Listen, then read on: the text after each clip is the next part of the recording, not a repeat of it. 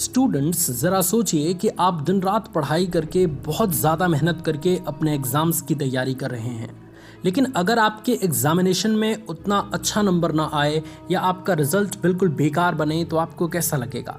आपको लगेगा कि सारा मेहनत किया हुआ, सारा परिश्रम किया हुआ, सारा पानी में चला गया। तो आज इस वीडियो को अगर आप लास्ट तक देखते हैं तो इस वीडियो के ज़रिए आपको एक अलग टाइप का मोटिवेशन मिलेगा और आप अपने एग्ज़ाम्स की कॉपी में इस तरीके का प्रदर्शन करेंगे कि चाहे कोई भी एग्ज़ामिनर हो वो आपको नंबर देने के लिए मजबूर हो जाएगा। क्योंकि अच्छे नंबर देने से पहले एग्ज़ामिनर आपकी कॉपी में सिर्फ ये 3 चीज़ें देखते हैं जो आगे मैं इस वीडियो में आपको बताने वाला हूँ। सो आइए स्टूडेंट्स अपनी इस वीडियो की शुरुआत करते हैं। देखिए स्टूडेंट्स, ये फ़र्क नहीं पड़ता कि आपने साल भर कितना ज़्यादा मेहनत किया है, किस स्टूडेंट के मुकाबले आपने कितना ज़्यादा पढ़ा है। मायने ये रखता है कि आप अपने एग्ज़ाम्स की कॉपी में प्रश्नों के उत्तर को किस तरीके से रिप्रेजेंट करते हैं। एग्जामिनर के पास आपकी कॉपी किस तरीके से प्रस्तुत होती है और आपकी कॉपी को देख के, आपकी कॉपी को चेक करने के बाद एग्जामिनर को क्या लगता है कि इस बच्चे को नंबर देना चाहिए या नहीं देना चाहिए। अगर एग्जामिनर को आपकी कॉपी अच्छी लगी, आपके लिखने का तरीका अच्छा लगा, तो डेफिनेटली चाहे कोई भी एग्जामिनर हो वो आपको नंबर देगा ही देगा। तो क्यों ना अपनी कॉपी को इस तरीके से मेंटेन किया जाए, क्यों ना अपनी कॉपी में इस तरीके से प्रश्नों के उत्तर को रिप्रेजेंट किया जाए कि कोई भी एग्जामिनर आपकी कॉपी से इम्प्रेस हो जाए। क्योंकि आपने ये बात सुनी भी है स्टूडेंट्स की first impression is the last impression. तो क्यों ना एग्जामिनर के ऊपर फर्स्ट इम्प्रेशन ही अच्छा क्रिएट किया जाए, क्योंकि अगर आपने अच्छा फर्स्ट इम्प्रेशन क्रिएट कर दिया तो लास्ट इम्प्रेशन भी बहुत तगड़ा होगा और कोई भी एग्जामिनर आपको भर भर के नंबर देगा। जो सबसे पहली चीज़ आपको याद रखनी है कॉपी लिखते समय वो ये है कि अपनी हैंड राइटिंग्स एंड हेडिंग्स को प्रॉपर तरीके से लिखें। देखिए, कोई भी एग्जामिनर जब आपकी कॉपी को ओपन करता है चेक करने के लिए तो सबसे पहले आपकी लिखावट दिखती है कि आपने कॉपी को लिखा कैसे है। आपने अच्छी हैंड राइटिंग से लिखा है या किसी भी तरीके से लिख दिया है। अगर कोई स्टूडेंट प्रॉपर हैंड राइटिंग के साथ प्रॉपर प्रश्नों के उत्तर को हेडिंग दे के लिखता है तो उसकी झलक एक अलग सी ही होती है। तो इसलिए जब भी आप अपनी कॉपी को लिखें, चाहे समय ज़्यादा हो चाहे कम हो, अगर आप टाइम मैनेज करके प्रश्नों का उत्तर लिखते हैं तो निर्धारित समय से पहले पहले ही आप अपनी कॉपी को लिख डालेंगे और अच्छी हैंडराइटिंग में लिखेंगे।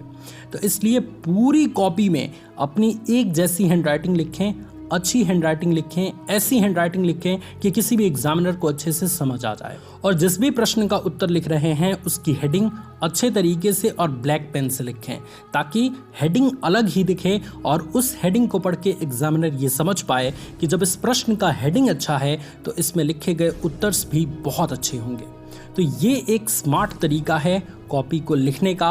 और पहली चीज़, अगर मान लिया आपने हैंडराइटिंग और हेडिंग्स को अच्छे से रिप्रेजेंट कर दिया कॉपी में तो डेफिनेटली आपको नंबर मिलना तय है। दूसरी चीज़ जो कि बहुत सारे एग्जामिनर्स आपकी कॉपी में नोटिस करते हैं, और ये चीज़ अगर आपने कॉपी में अपना अच्छे से रिप्रेजेंट कर दिया तो आपको अच्छा नंबर मिलने से दुनिया की कोई भी ताकत नहीं रोक सकती, वो ये है कि कॉपी लिखने का तरीका आपको होना चाहिए। देखिए, मैंने बहुत सारे स्टूडेंट्स को देखा है कि वो कॉपी किसी भी तरीके से लिख देते हैं। पहले पेज पे 5वें प्रश्न का उत्तर, दूसरे पेज पे 3रे प्रश्न का उत्तर, इस तरीके से अलग अलग इधर उधर कोई भी क्रम नहीं होता। मैं आपसे सीधे और स्पष्ट शब्दों में कहना चाहता हूँ स्टूडेंट्स कि अगर आपकी कॉपी में क्रम नहीं है, मतलब क्रम से आपने उत्तर नहीं लिखा है, तो कुछ न कुछ नंबर ज़रूर कटते हैं। इसलिए अगर आपको पूरे प्रश्न पत्र अच्छे से समझ आ रहा है तो आप एक क्रम में लिखना शुरू करिए।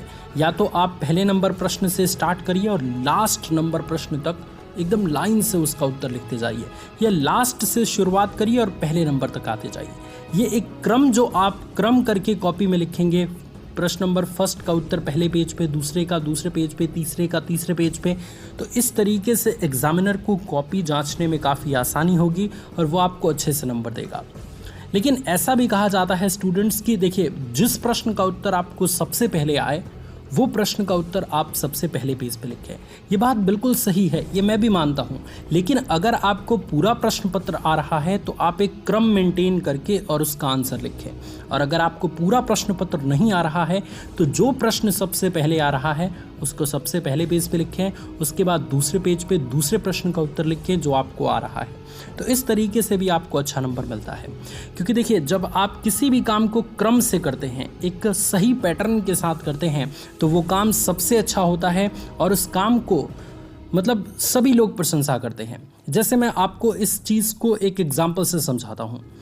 एक स्टूडेंट्स आपको साइकिल दे दी जाए और 2 रोड आपको दिया जाए कि 1 किलोमीटर आपको चलना है, एक रोड बहुत अच्छा है और एक रोड बहुत बेकार है, तो इसकी पॉसिबिलिटी बहुत ज़्यादा है कि आप अच्छे रोड पर जाना पसंद करेंगे, क्योंकि अच्छे रोड पे आप अच्छे से साइकिल भी चला पाएंगे और साइकिल की स्पीड भी काफ़ी अच्छे तरीके से आप मेंटेन कर पाएंगे, साथ ही साथ खुद का बैलेंस भी आप बना पाएंगे। लेकिन वही बेकार रोड की तरफ आपका कभी भी ध्यान नहीं जाएगा, क्योंकि आप जानेंगे कि बेकार रोड में मैं साइकिल चलाऊंगा तो मैं गिरूंगा, मैं अच्छी स्पीड में नहीं चला पाऊंगा और दुनिया भर की दिक्कतें आने लगेंगी। इसी तरीके से एक एग्जामिनर चाहता है कि जो भी स्टूडेंट्स हैं उनकी कॉपी नीट एंड क्लीन होनी चाहिए, प्रॉपर हैंडराइटिंग के साथ होनी चाहिए, प्रॉपर हेडिंग्स के साथ होनी चाहिए और कॉपी लिखने का तरीका उनको अच्छे से पता होना चाहिए। तो अगर इन सभी चीज़ पर आपने ध्यान दे दिया और अभी से कॉपी लिखते समय इन चीज़ों को आपने नोटिस करना शुरू कर दिया, तो एग्जामिनेशन की कॉपी आप बहुत शानदार लिख पाएंगे और एग्जामिनर के द्वारा अच्छा नंबर गेन कर पाएंगे। तीसरी चीज़ जिसकी वजह से बहुत सारे स्टूडेंट्स का नंबर कट जाता है, और अगर आपने इस चीज़ को अच्छे तरीके से नोटिस कर लिया और एग्ज़ाम की कॉपी में इसको अच्छे से रिप्रेजेंट कर दिया, तो डेफिनेटली आपको बहुत अच्छा नंबर मिलेगा। क्या है तीसरी चीज़ कि जिस भी प्रश्न में डायग्राम बनाने के लिए कह रहा है, उस प्रश्न का डायग्राम ज़रूर बनाएं और अच्छे तरीके से बनाएं। और इसके अलावा किसी भी प्रश्न के उत्तर को कैसे लिखना है, इसको आज से ही नोटिस करना शुरू करें। बहुत सारे ऐसे प्रश्न होते हैं जिसमें डिटेल आंसर लिखना होता है, तो वैसे प्रश्नों का उत्तर अगर आप अच्छे से लिखते हैं, उसमें प्रॉपर हेडिंग बना के प्रॉपर पॉइंट्स दे के अगर उसका आंसर लिखते हैं, तो आपको बहुत अच्छा नंबर मिलता है। और साथ ही साथ जिसमें सचित्र वर्णन यानी डायग्राम बना के आंसर एक्सप्लेन करने के लिए कह रहा है, उसमें नीट एंड क्लीन डायग्राम बनाएं, अच्छा डायग्राम बनाएं, ताकि उस डायग्राम को ही देख के एग्जामिनर आपको पूरा नंबर दे दे, क्योंकि डायग्राम से वो समझ जाएगा कि इस प्रश्न का उत्तर इस स्टूडेंट्स को काफ़ी अच्छे से पता है। तो ये सारे ट्रिक्स आप इस्तेमाल कर सकते हैं। तो अब अंतिम में मैं आपको यही कहना चाहूँगा कि एग्जामिनेशन की कॉपी लिखते समय ये 3 चीज़ें ज़रूर याद रखेंगे स्टूडेंट्स, क्योंकि देखिए एग्जामिनेशन को देने के लिए आपने बहुत ज़्यादा मेहनत किया है, दिन रात आपने पढ़ाई किया है, तो क्यों ना ये 3 चीज़ें आज से ही अपने ध्यान में रखी जाए। और आप चाहे रफ़ कर रहे हैं, चाहे आप फेयर बना रहे हैं, इन चीज़ों का ध्यान अगर आप रखते हैं तो रफ़ वर्क करते समय भी इन तीनों टिप्स का आप इम्प्लीमेंटेशन कर पाएंगे। और अगर रफ वर्क में या फेयर वर्क में इन चीज़ों का इस्तेमाल आप करना शुरू कर देते हैं, तो एग्जामिनेशन की कॉपी लिखते समय आप इन चीज़ों को और बेहतर तरीके से इस्तेमाल कर पाएंगे और एग्जामिनर द्वारा अच्छा नंबर गेन कर पाएंगे। मुझे उम्मीद है स्टूडेंट्स की ये छोटी सी वीडियो आपकी ज़िंदगी में बहुत बड़ा परिवर्तन लाएगी और आपको अच्छा नंबर दिलाने में काफ़ी ज़्यादा मदद करेगी। थैंक यू सो मच ये वीडियो देखने के लिए, और मैं उम्मीद करता हूँ कि आपको हमारे चैनल की और भी वीडियोस पसंद आएंगी। अगर पसंद आए तो चैनल को सब्सक्राइब करके और नोटिफिकेशन बेल आइकन को ज़रूर ऑन कर लीजिएगा। Thank you so much students, God bless you all, love you all, take care.